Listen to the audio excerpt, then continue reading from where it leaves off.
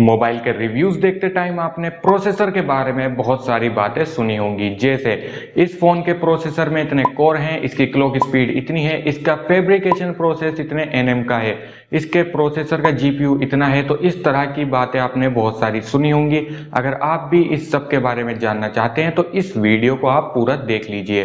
तो चलिए देखते हैं।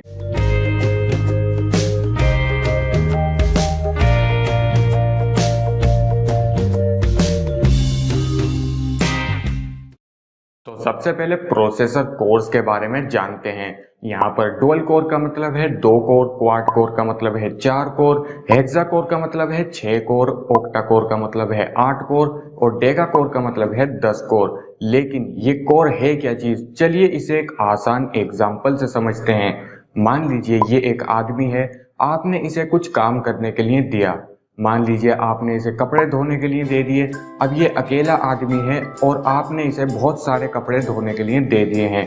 अब क्योंकि ये अकेला है तो ये ज़्यादा टाइम लेगा उन कपड़ों को वॉश करने के लिए। लेकिन अगर आप वही सेम काम 8 बंदों को करने के लिए दे देते हैं तो आपका काम जल्दी पूरा हो जाएगा, क्योंकि ये 8 बंदे आपस में उस काम को बांट लेंगे और बहुत जल्दी उस काम को पूरा कर देंगे।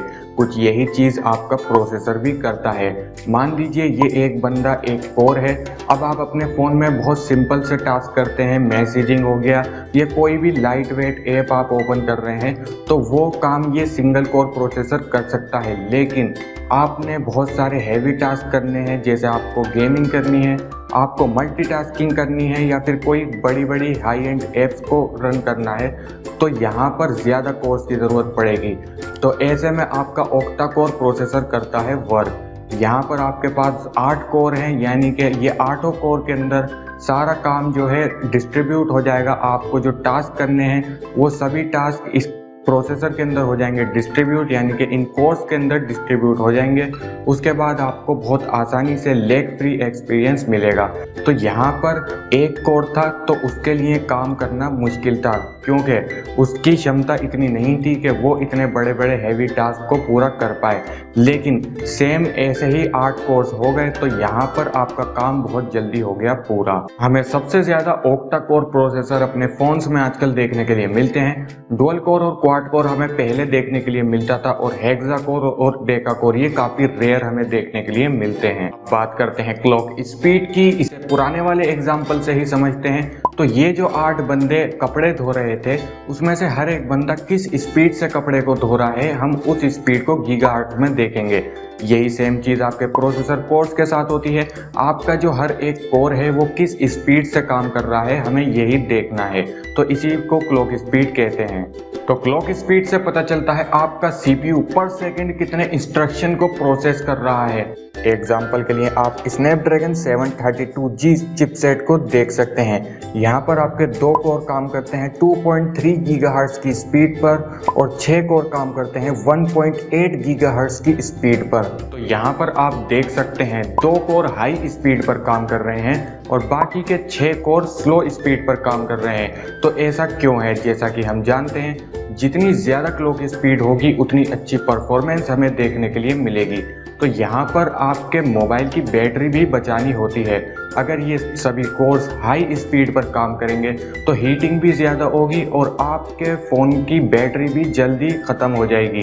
तो पावर और एफिशिएंसी दोनों को बैलेंस करने के लिए कुछ कोर्स को हाई स्पीड पर क्लॉक किया जाता है और कुछ कोर्स को लो स्पीड पर।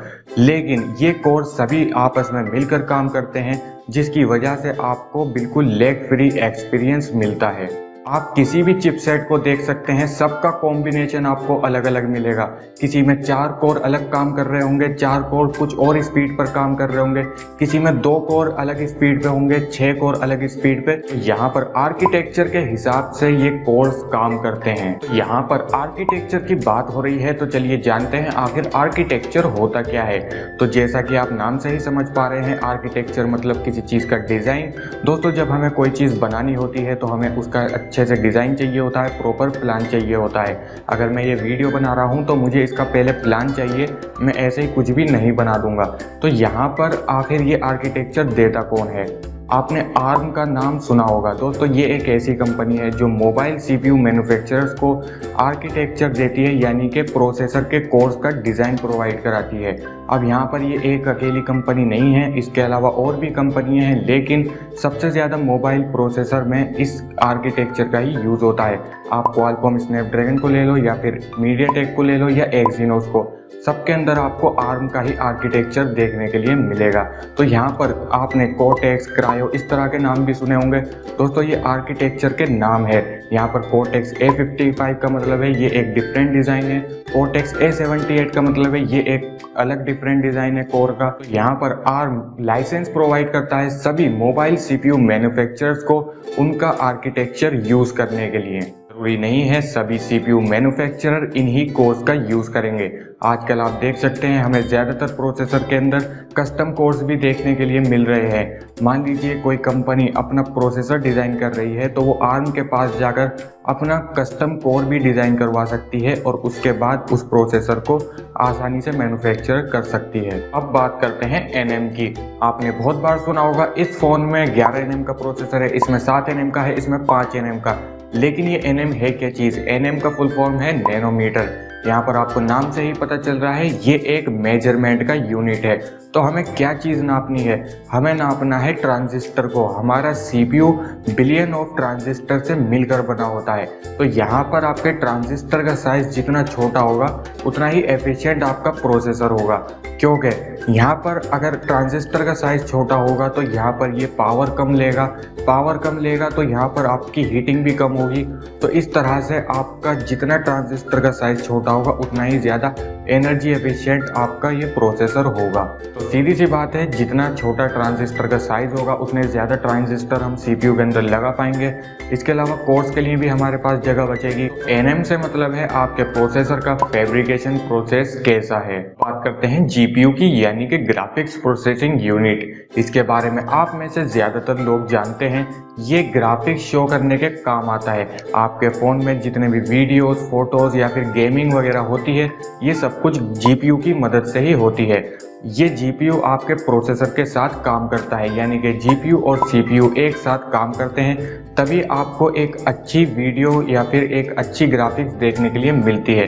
तो इस जीपीयू की ज़रूरत हमें पड़ती क्यों है? अगर आप अपने सीपीयू पर ग्राफिक्स और वीडियो वगैरह को रेंडर करवाते हैं तो आपका सीपीयू इतना लोड नहीं उठा सकता, इसलिए हमें ज़रूरत पड़ती है जीपीयू की।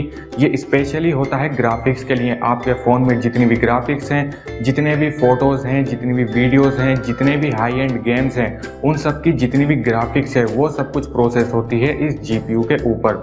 तो जीपीयू काफ़ी ज़्यादा इंपॉर्टेंट यूनिट है हमारे फ़ोन का, अगर हमें बहुत ज़्यादा हाई एंड ग्राफिक्स वाली चीज़ें चलानी है अपने फ़ोन में। तो मीडियाटेक यूज़ करता है माली जीपीयू को, इसके अलावा क्वालकॉम यूज़ करता है एड्रीनो जीपीयू को। तो ये थी कुछ ज़रूरी चीज़ें आपके मोबाइल प्रोसेसर के बारे में। अब ये ज़रूरी नहीं है अगर आपके पास 2 प्रोसेसर हैं, इनकी क्लॉक स्पीड सेम है, इनकी फ्रीक्वेंसी सेम है, तो ये स्पीड भी सेम देंगे। ये सब कुछ डिपेंड करता है इनके आर्किटेक्चर पर। तो यहाँ पर मैंने आपको सिर्फ सीपीयू के बारे में बताया है, पूरे एसओसी के बारे में यानी कि सिस्टम ऑन चिप के बारे में नहीं बताया है। एसओसी के अंदर आपके सीपीयू के अलावा और भी पार्ट्स होते हैं जिसके बारे में मैं आपको नेक्स्ट वीडियो में बताऊंगा। तो तब तक के लिए मेरे चैनल को करिए सब्सक्राइब, अगर वीडियो पसंद आए तो वीडियो को करिएगा like. Thanks for watching take for faster. फिर मिलेंगे एक नई टेक वीडियो के साथ।